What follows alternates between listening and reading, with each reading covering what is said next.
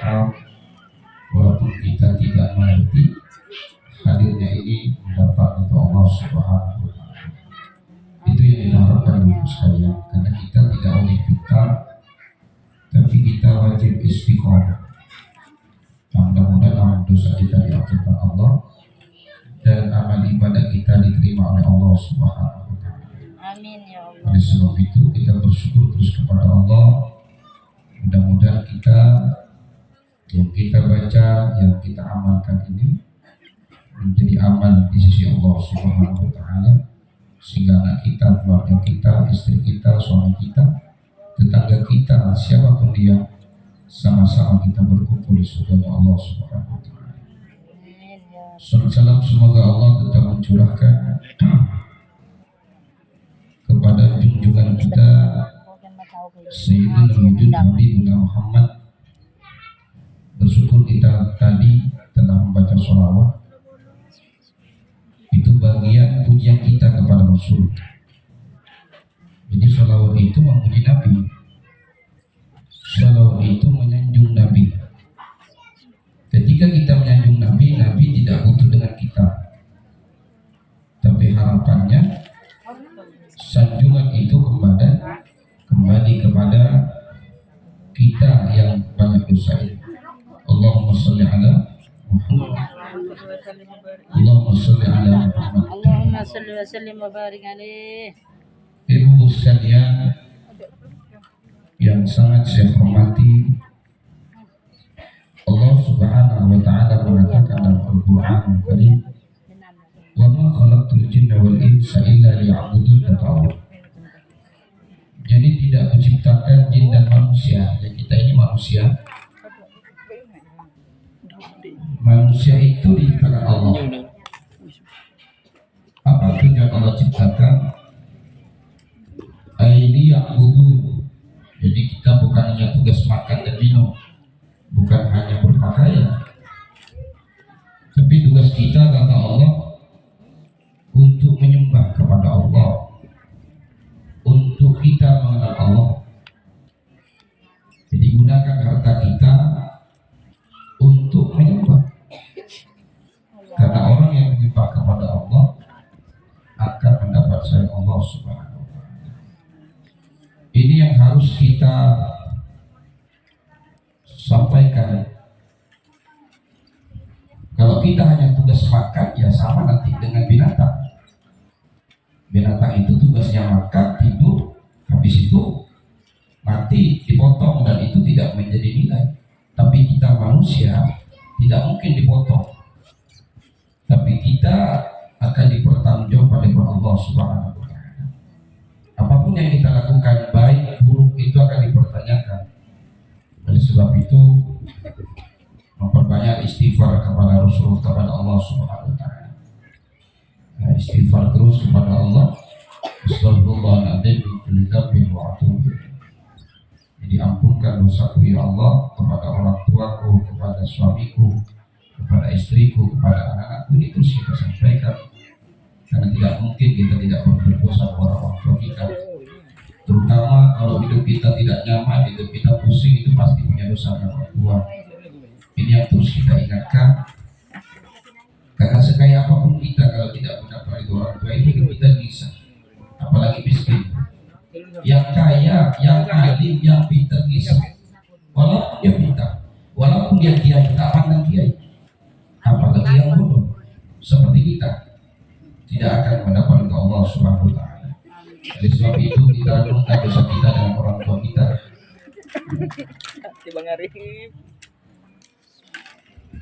Ibu-ibu sekalian yang dimuliakan Allah Subhanahu wa Ta'ala, nah, kita sekarang berada di bulan Dzulhijjah ya.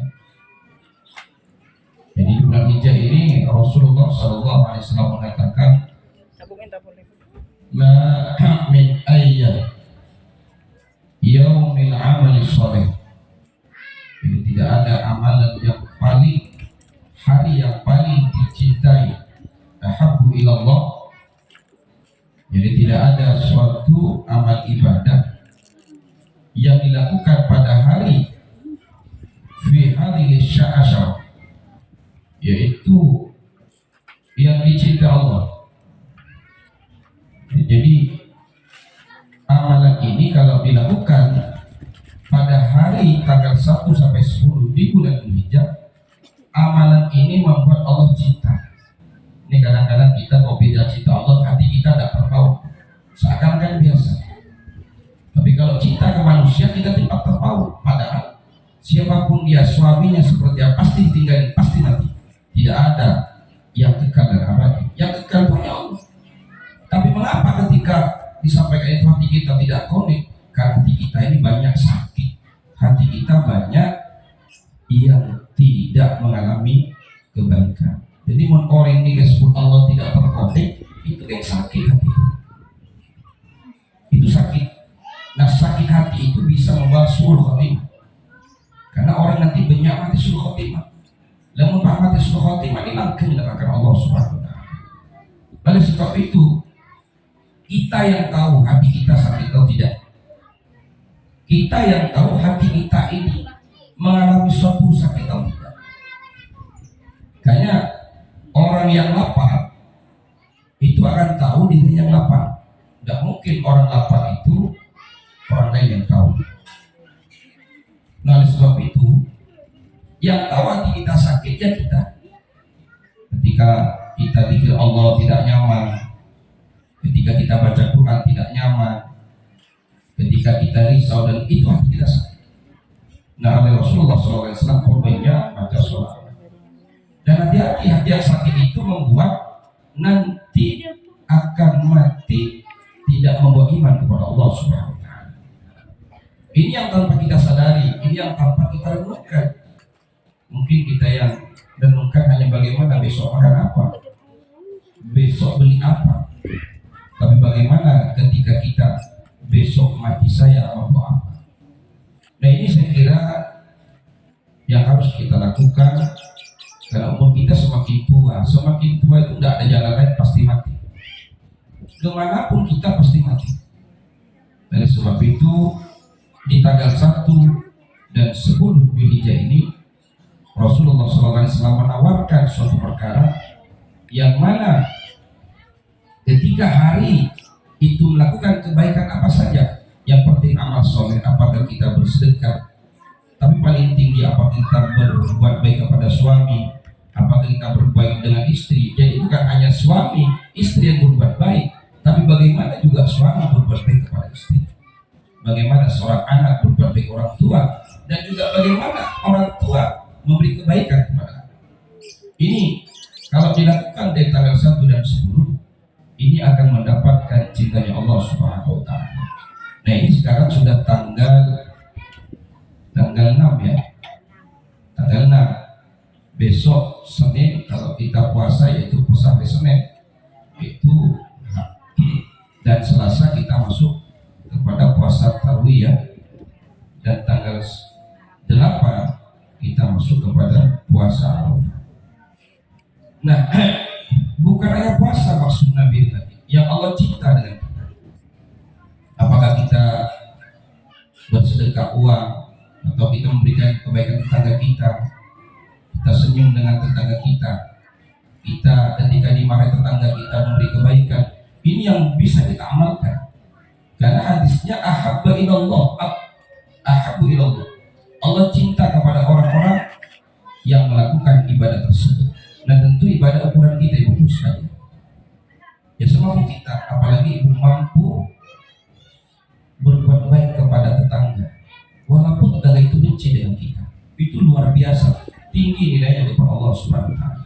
Berbuat baik kepada suami kita, walaupun suami kita itu benci dengan kita, walaupun suami kita tidak menghargai kita, itu berlipat-lipat di hadapan Allah nilai. Begitu juga ketika seorang suami berbuat baik kepada istrinya. Ini mungkin yang bisa kita lakukan, karena yang kita lakukan itu nanti mudah-mudahan dengan itu Allah cinta dengan kita, Allah sayang dengan kita, sehingga kita diberi petunjuk selalu mengingat Allah dan mati kita husnul khatimah. Dari sebab itu ibu sekalian, bahkan Rasulullah ditanya oleh sahabat, "Qalu fil jihad fisabilillah?" Apakah itu lebih baik dari jihad? Qala al jihad fisabilillah. Lebih baik berbuat baik ibadah di tanggal 1 sampai tanggal 10. Itu lebih baik. Kecuali kalau illa kharaja binafsihi wa bimalihi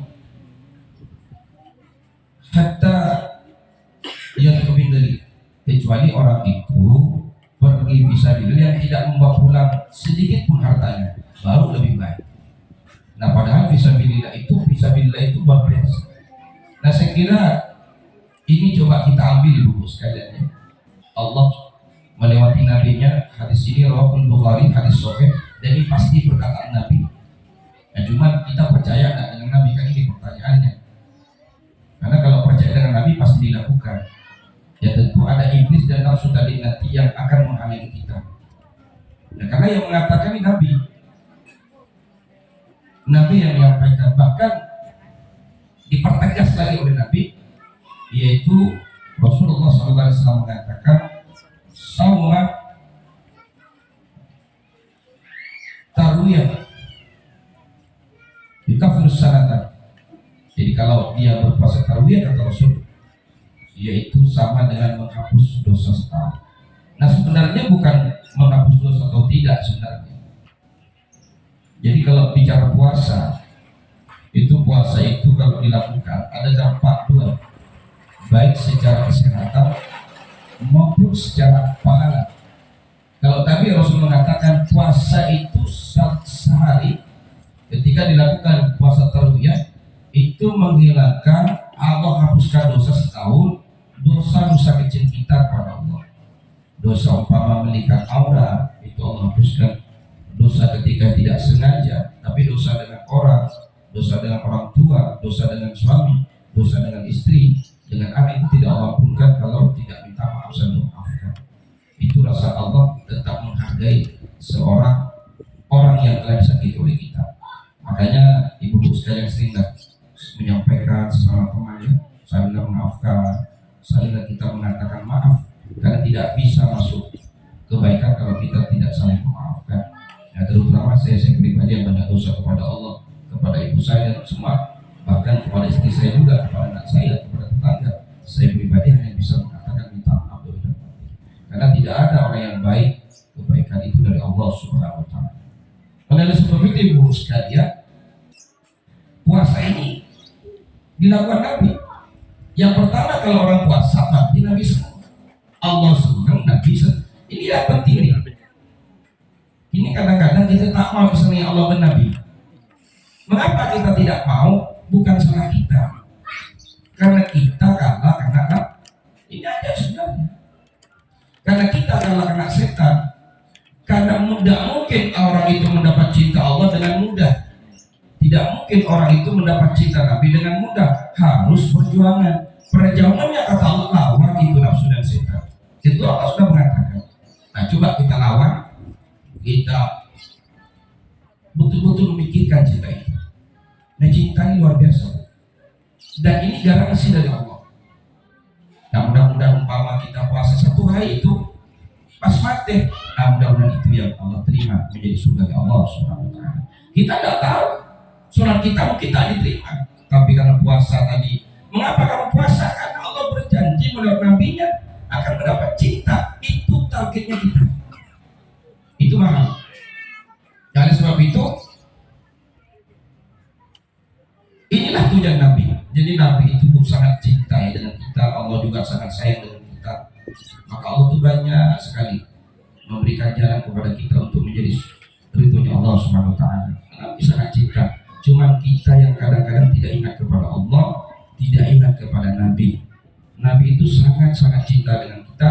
Nabi selalu memberi tunjuk kebaikan, tapi bukan kita yang salah, tapi kita tidak mampu godaan setan dan hawa nafsu. Dan bagaimana? Ya minta ampun saja. Kalau kita berani dengan orang tua, ya udah minta ampun kata guru-guru kita. Kita berani dengan suami, minta ampun. Ketika suami udah selesai, itu udah ada lain. Udah ada lain. Karena itu aja. Ya. Jangan kita ego. Karena egonya ada 2, iblis dan abdan. Ini aja. Hidup kalau di situ aja sebenarnya.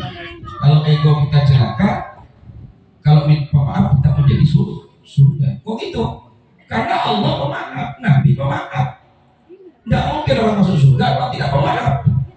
Karena pemaaf itu, surga itu tempat orang yang saling memaafkan. Maksudnya apa? Maksudnya mati tidak pemaaf, itu yang dimaksud. Makanya Rasulullah SAW mengatakan, la tadkhulul jannata qatimur rahim, tidak akan masuk surga orang-orang yang bermusuhan, dalam matinya tetap bermusuhan. Itu yang dimaksud. Oleh sebab itu ibu sekalian yang punya anak, anaknya nakal, anaknya bermaaf, tolong dimaafkan. Maafkan anak kita itu. Walaupun kita emosi pada saat itu, kita maafkan. Juga suami kita dimaafkan, anak kita, istri kita, saling memaafkan. Karena Allah itu maha pemaaf. Jadi orang-orang yang pemaaf berarti ikut sifatnya Nabi. Nabi berarti sifatnya Allah. Coba kalau Allah tak pemaaf, mau kemana kita? Kita kalau Allah tidak pemaaf mau jadi apa? Kita udah Allah suruh ngaji tak ada, kita kerja cari duit, atau kita berbuat dosa. Tapi apa kata Allah? Tunggu tobatmu. Jadi kalau kita nggak pemaaf mau kemana? Kalau kita tidak pemaaf berarti ikut yang kedua, itu kelompoknya iblis. Mudah-mudahan kita ya Allah jauhkan kami dari sifat itu. Walaupun sekarang saya tidak pemaaf, mudah-mudahan besok Allah buka menjadi pemaaf. Dan orang pemaaf itu surga. Bu, orang pemaaf itu surga. Surga itu ada dua, surga dunia, surga akhirat. Orang pemaaf itu pasti surga. Maksud hidupnya pasti nyaman. Surga itu kan enak. Surga itu hidupnya tenang, ya surga. Surga dunia apa? Ketika hidup nyaman. Coba yang pemaaf pasti nyaman hidupnya. Nah, yang kita cari ini surga dunia. Nah, siapa surga itu makan? Enggak, surga itu adalah ketenangan dalam qalbi, ketenangan dalam jiwa. Pasti orang pemaaf itu pasti tenang. Karena Allah yang mewarisi itu kepada Sayyidina Jibril. Coba yang tanya orang yang tak pemaaf, yang tidak pemaaf pasti sakit. Apalagi miskin. Nah, jadi kita jangan ngurusin orang ini, mohon maaf. Urus saja masing-masing kita. Tidak perlu kita ngurusin orang. Karena kita belum tentu lebih baik. Tidak perlu. Ini bukan, tidak perlu kita urus tetangga kita. Yang kita urus istri anak ya. Tetangga itu urusan masing-masing. Cuma wajib menyampaikan. Wa ta'awanu 'alal birri wat taqwa wa la ta'awanu 'alal itsmi wal 'udwan. Mengajak orang itu wasilah, mengajak itu baik, tapi jangan benci kepada orang yang tidak mau. Bukan hak kita. Karena saya pribadi belum tentu lebih baik kepada Allah SWT, tapi saya berdoa kepada Allah, mudah-mudahan ibu semua yang susah payah hadir kepada ini ya Allah, jadikan kami berkumpul di dunia Allah SWT. Oleh sebab itu, gimana nih? Ini Rasulullah kasih, kau ibadah di tanggal 1 sampai tanggal 10, Allah cinta denganmu. Ini hadisnya Sahih Nabi yang kata. Nah, mau gak kita kamu ini? Kata setan jangan. Ya lawan, ambil dan ambil.